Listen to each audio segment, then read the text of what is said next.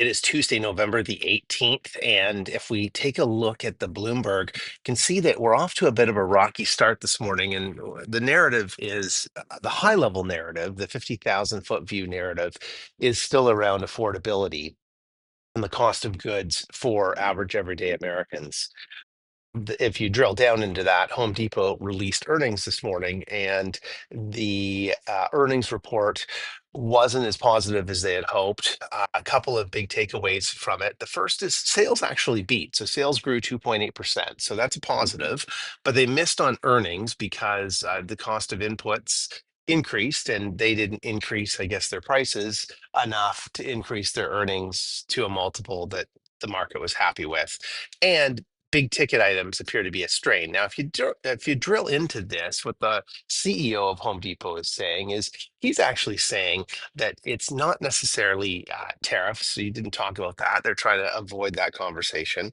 Um, but he is focusing on the fact that there is a strain in the stores due to all of the storms that occurred in the fall, the hurricanes. And that's an interesting perspective. But typically, the storms draw people in because there are a lot of repairs to be done. So this is kind of contradictory to what we may have heard in other storm periods or quarters where we have storms in previous years.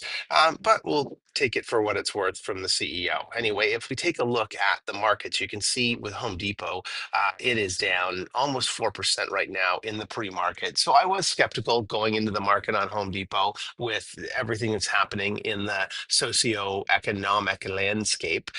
So it was a good decision not to buy into that, but it is a bit of a drag on the rest of the market. We just need some good news. So whether that comes out of NVIDIA tomorrow or something else in the news cycle, we just need a little bit of good news to turn this situation around. Otherwise, we may just have a few continuous days of some pullbacks, and that might be a good time now, early in the pullback, to sell and take a small loss and sit on the sidelines and wait until stocks reach a better and lower valuation.